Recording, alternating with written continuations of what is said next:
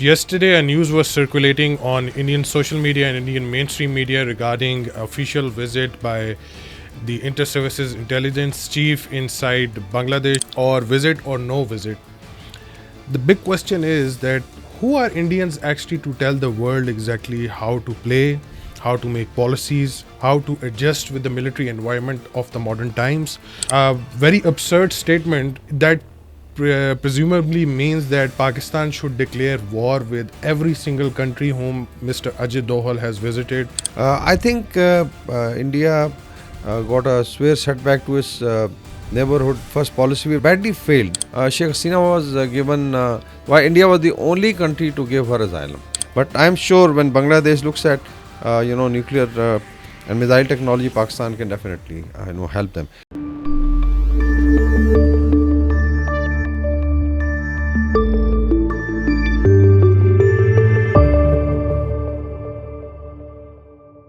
Greetings, everyone, and welcome back to the TFT Perspective. Viewers, yesterday a news was circulating on Indian social media and Indian mainstream media regarding official visit by the Inter-Services Intelligence Chief inside Bangladesh. Was received very well inside Bangladesh.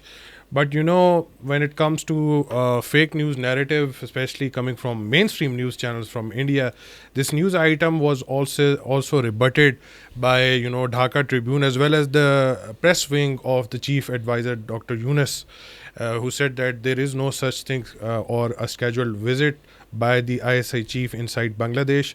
Rumors aside, or visit or no visit, the big question is that who are Indians actually to tell the world exactly how to play, how to make policies, how to adjust with the military environment of the modern times, and whichever country wants to have trade relations or military relations with.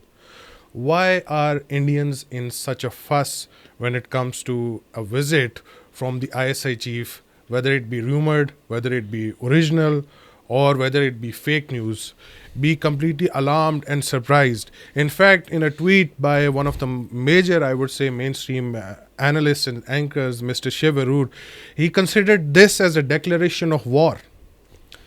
A very absurd statement that presumably means that Pakistan should declare war with every single country whom Mr. Ajit Dohal has visited, whether it be Iran, Afghanistan, Tajikistan, Qatar, UAE, Saudi Arabia. As long as, when it comes to Pakistan, India's policy is not reflective in the modern dynamics, and it changes throughout history as well. And it's very alarming coming from an Indian perspective or Indian mainstream channels. Today we have with us Mr. Waqar K. Korvi. Sir, first, whether it be a subject of being either fake news or misperception or reality, the big question is, what's the problem? Any military delegation can visit any country irrespective of how things are in between neighbors. I think it is born out of insecurity and inferiority complex, and we have mentioned it a number of times. When you were enslaved for 2000 years, and out of that 800 to 1000 years was Muslim rule, so definitely there is a kind of insecurity that's somehow people from the northwest would come and occupy Delhi again, and maybe the time comes. I think India got a severe setback to its neighborhood first policy. We have discussed it earlier that they have badly failed. They wanted actually basically to isolate Pakistan. I will just go through BIMSTEC's initiative. Although the organization was already there, but the way it started replacing SAARC, and this especially happened during Sheikh Hasina's time and Modi's time, 2014 onward. BIMSTEC is basically Bay of Bengal initiative for multi-sectoral technical and economic cooperation. If you look at the members, so you have Bangladesh, Bhutan, India, Myanmar, Nepal, Sri Lanka and Thailand, and in SAARC region it's Pakistan and maybe Maldives has been taken out. And then there was a lot of focus and main thing was that probably SAARC was finished, and then we had an initiative where India could have very good relations with its eastern neighbors. But what happened to BIMSTEC? One, Myanmar went into civil war, so mainly one of the major players in Bay of Bengal, I would say, has become redundant. We have also seen that Bhutan and Nepal are now trying to exert their sovereignty by trying to establish, I think, a parallel relationship with China. And definitely, Pakistan also has very good relations, especially with Nepal. Sri Lanka, we have seen. But I think the biggest jolt to India's so-called isolating Pakistan policy was in Bangladesh, 5th August. And in that, Sheikh Hasina had to move out. And then we found, Sheikh Mujib's statues being thrown into Bay of Bengal. So I think that was the start point. And then there's a flurry of activity. People like Professor Shahidul Zaman who have educated, and I'm sure the Bangladesh young leadership, Dr. Yunus and the military and their intelligence understands that now there's going to be pressure from India in definitely in three domains. Economically, they'll try to strangulate. Number two, in information domain, there will be a lot of propaganda. We've seen what happened to Saif Ali Khan's, attempted assassination and how Bangladesh was linked to it. And now there are, I think, Indian media is also realizing that they have got into a trap because nothing matches what Saif Ali Khan said, what Kareena Kapoor said, what the police chief said, what is the statement. The two guys don't actually match, their faces. It would, I think, boil down to basically insecurity. And now we have, I think, recent visit of the Armed Forces Division Principal Staff Officer to Pakistan, a 3-star, with a high-powered delegation who stayed in Pakistan for almost more than a week and met all the services. And I'm sure there have been certain secret talks also.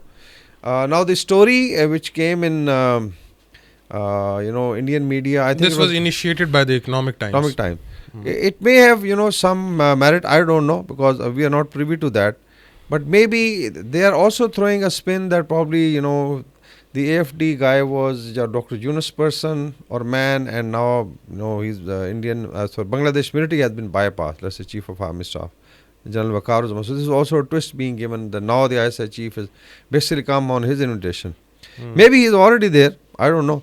But definitely Bangladesh needs reportedly being observed by the binoculars of Gaurav Arya from the chicken neck. and they feel he's at Rangpur. But I think we've highlighted that India is now focusing on two areas. One is the chicken neck of Bangladesh, Rangpur division, and then is of course Chittagong Hill Tracks, because they again, in case they use their northeastern Seven Sisters, they can cut Bangladesh. The Chittagong tracks. But India is also actually having its own chicken necks in problem. Seven Sisters are in revolt. We have serious problem with Manipur burning, then Tripura, a chief minister asking for almost an independent state, and then is Twinkling Muivia from Myanmar asking for independence and a flag and constitution.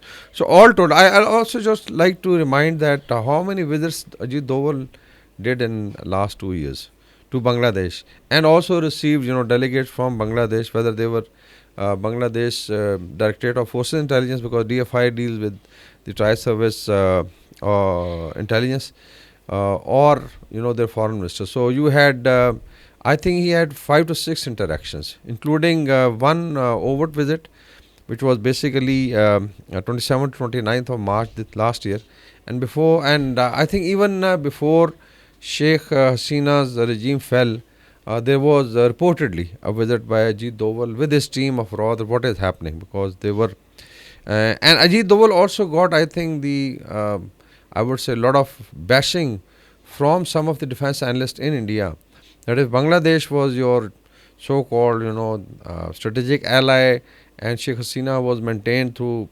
Indian support, why suddenly the change happened? And actually India didn't have any warning, because you remember there was a plan that forces will be sent, special forces will go there and evacuate her, and maybe they'll try to actually restore the regime. So all told, I think this is born out of insecurity. So previously, even after the removal of Sheikh Hasina from Bangladesh, Dhaka offered I would say a silver lining for India. We're going to maintain positive relations with India. You can continue your trade with us. Other than that, they wanted the inner circle of Sheikh Hasina completely removed from Bangladesh, keeping in view how damaging it was for the Bangladeshi community at large as well as their businesses. Afterwards, what we had witnessed is a plethora of constant black propaganda by the Indians against the current Bangladeshi regime, whether it be the fake Hindu supposed genocide inside Bangladesh, or getting close to Islamist elements, even blaming that now ISIS is active inside Bangladesh, in the form of Jamaat Islami. And initially they blamed that Israel is responsible for Sheikh Hasina's removal, the US is responsible, ISI is responsible, the Chinese are also responsible. So if you are going to treat the upcoming government like this, don't you think they are going to do something or anything about it? I think it's because of what flows from the leadership, and I call there is a chaval chokdi of four guys, a chokdi of chankiyas. So basically, it is Ajit Doval at the top Mhm. because he's considered Chankiya or James Bond, because I think his personality has been, I would say, blown out of proportion, and he's probably 10 feet tall. But look at his personality. I mean, I'll not comment on that. Then comes, Jay Shankar, although he's educated, but we have seen how he's been treated by the West now. And but he thinks that sun shines from Moody's head, and he has to follow the Hindutva, despite being, I think, from the foreign service, a seasoned diplomat. Then we have Amit Shah, the real Chankiya, because he's master of make and break. Also looks after the interior, and within that, the border, I think, let's say, protection is with Amit Shah. And then comes Rajnath Singh, I call him Rajnath Singh. So these are, I think, four chavals. And somehow they have bluffed the, Bhakt element to an extent that they are blindly followed. So Ajit Doval, or his strategy is supposed to be, I would say, His even new strategy regarding the Arakan army coming inside Bangladesh and taking over, half of it. and also, when Indian Research and Health Surveying and Ministry of External Affairs and some of their joint secretaries were meeting, Taliban leadership in Dubai. Mhm. And what was that? Let's say, let's suppose ISI chief has visited. We don't It's know. a declaration of war. So did Pakistan declare war against Taliban? Absolutely not. Main thing is that it's all born out of insecurity. Then we also, look at, as you mentioned, that if you put so much of pressure in the information domain, because actually now Bangladesh is, I would say, now achieving its sovereignty. Hmm. Otherwise, I think for last almost 10 years, it was in the shackles. I'll not say they were enslaved, but at least the regime was enslaved. And why Sheikh Hasina was given, why India was the only country to give her asylum? Hmm. Why not, let's say, Middle East or Turkey or United States, where her son is there? Even in UK, In she has UK, relatives. she had very good relation, or any other SAARC country. So it means that basically it was, and India is now basically following, I would say, supporting an illegal arrangement, because as far as the same international, crimes tribunal, which prosecuted Jamaat Islami, big wigs in Bangladesh, and hang some of the old guards, Mhm. people, as old as more than 80 years or 90 years. So the same tribunal is now asking that she should be brought back to, face charges of oppression, and also, I think, a massive killing of young students. And if India protects her, it means basically now you are supporting an illegal arrangement. So I'm sure Bangladeshis are very smart, and I would say also very proud people as far as Bangladesh nationalism is concerned. Hmm. So in all, I think, probability, there's going to be a very strong reaction. We've seen it on social media. So the way India was trying to now push their Godi media, and they also, I think, are in the habit of undermining or demeaning the smaller countries. I don't know. Mhm. Again, it is part of that inferiority But I thought complex. that we were no longer relevant, or economically completely smashed, Smash, yeah. and our military cannot move around other than IMF programs or loans. So if the cause of concern was that Pakistan is no longer relevant, how come suddenly the shift is that it is now very relevant when it comes to Afghanistan, Iran, the Palestine issue, the Syrian issue, now the Bengali issue? So the big question comes into mind is that if the, I would say, 56-inch chest is not enough, how much more pumping the Indian media needs to pump the air inside Mr. Modi's chest to ensure that, such things like regime changes or a plethora of so many issues do not occur in the Indian neighborhood. I think Pakistan should be very, very clear. And good thing is that people like Dr. Shahid Zaman started, raising this question. And even if you look at Bangladesh youth on social media, by and large, I have seen them coming on our platform also, and because they understand. Definitely, if you look at 71 war, there is definitely bad blood which existed, and we have to now move ahead of that because there were definitely excesses from both sides, more from our side. And I've been there, and I had a very good time with our Bengali brothers.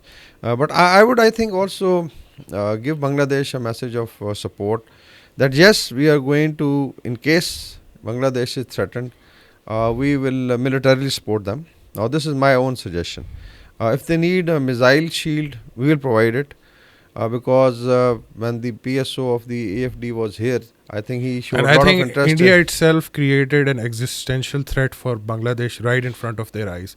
I'm pretty sure Bangladesh never had an existential threat militarily from India, but they themselves created it by doing such joking things. Yeah, as far as their military is concerned, because when we were there and we did some war gaming, so by and large there was a generic threat, in the war gaming was India. Because this was considered the wolf land. But definitely, I think last couple of years, Bangladesh felt that probably there will be no major military threat. But now there is an existential threat created by these, I would say, Bhakts and this Chaval, Chankia Chokri of these four ministries who are basically daily pumping, false narrative. So yes, Pakistan will provide them missile shield. And I will go up, I'll go up to what I think Dr. Shahid Zaman says, a nuclear umbrella. I remember there was a war game when we were there, and they were planning. So somebody just remarked, some of Sri Lankan friends who later on became a general officer in Sri Lankan army, that because there was a Gauri missiles test at that time, and the range was 700-800 kilometers. And he said that why don't you give some of the missiles to Bangladesh so you can cover India from both sides and the Andaman. But now I think with the grace of God, Pakistan has Shaheen 3 which can cover. But I'm sure when Bangladesh looks at nuclear and missile technology, Pakistan can definitely help them. The other thing they should also remember that when Pakistan Atomic Energy Commission started developing with the help of some friendly countries, the Kanoop in Karachi, this was in 60s. There was a nuclear, I would say, power project for Sawar, very close to Dhaka, north of it, and where we have the Sawar monument. So at time this also area known as Ghazipur. So there was, and the facility started coming up, and we have now seen testimony of some of the Bangladeshi nuclear. They were very good nuclear scientists. That how they were trained in Pakistan Atomic Energy Commission, and then at that time East Pakistan was supposed to have nuclear power for power generation. Later on it could become, I think, it could be used for military purposes also.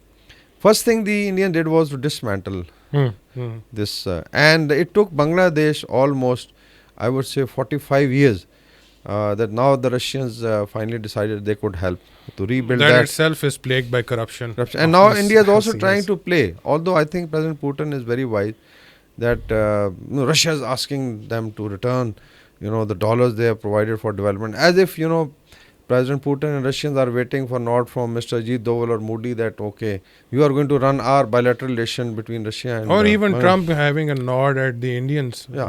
So I would say that this is all I think an absurd insecure state which have I think leaders like these four Johnnies, and then the head honcho is Modi, who was butcher of Gujarat and then bankrolled by corporate India to become a statesman, and we have seen what all he has.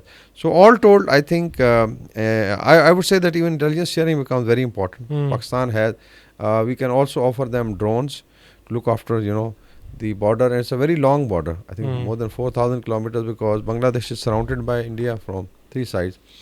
And then also have an eye on India northeast and the chicken's neck. If you want it, you will have it. Other than that, last question would be that, India is very much eyeing on Mr. Trump's administration to facilitate them in exposing the so-called Hindu genocide inside Bangladesh. They're making a lot of effort in that regard as well. Yesterday there was another news, wherever India tries to fit in or, try to facilitate against either Bangladesh or Pakistan, the International Criminal Court has issued arrest warrants for the leadership of the Afghan Taliban. So the moral dilemma now rests on India as well, that they have been meeting with them, supplying them with weapons and helping them in making development plans inside Afghanistan, using that against Pakistan as well. Right after Trump's executive order regarding the Birthright Citizenship Act, there were so many Indian women in line inside US who went for, C-sections in order to at least have their children born before 20th of January. This is absurd and alarming on so many issues, and it also, I would say, fulfills your narrative and the idea that Indians are very much insecure when it comes to their own issues. Yeah, I think this is unfortunate. The way, and also look at more than 1 million Indians have left India. These are those figures who left through illegal means, and they've been traveling through Middle East, and they've been traveling to South America, even boarding certain aircrafts. There's also a debate going on inside India that whether these are Congressy or Okay, good. RSS and BJP bugs. So bugs would like to stay in Dharwa Islam. The other is the well-to-do Indians. Well-to-do Indians taking a lot of money and going and shutting in the West. So if you look at those figures, also run into I would say, look at the families, is a couple of lakhs. So it means that nobody wants to, and this is what I think the MAGA crowd was saying. I'll not use the word what they use for the Indians, and for India also. They call it basically something like XYZ. Yeah. So that is, and latest is that Mr. Vivek Ramaswamy has been now thrown out of the Dodge because of a tweet. Because he tried to be smart. And I was also looking at Kash Patel's day before yesterday address when he became the head of FBI. And he was also trying to resonate, but very careful. My dream is for the entire... Although he's a Kenyan, by the way. Because his parents came from Kenya. And I think he's then basically father got married in US. Anyways, so all told, I think India is going to have a rough time. Despite their, shenanigans, despite their insecurities, inferiority complex. South Asia is, and I think important thing that you mentioned about Afghanistan, that when they do it, and come and support basically for terrorism, I think today we had breaking news on what they are doing in Balochistan, and the Baloch youth has also realized the research analysis wing was using. They have been using terrorism in Canada. Sexually exploiting girls inside Balochistan. Young girls. So all told, I think this heinous policy of Chankiya, the Chaval, Chankiya, Chokdi. I think it's overexposed now. Yeah. When it comes to US, when it comes to Russia, China, it's overexposed. This entire idea of pumping the 56-inch chest is over. Yes, it is over. So let's see how things unfold when it comes to Bangladesh-Pakistan relations, and whether this visit by, ISI officials inside Bangladesh is going to come with a fruitful arrangement between both militaries. Thank you so much for watching us. Please do leave a like and subscribe our channel. That's it for today, folks. Bye-bye.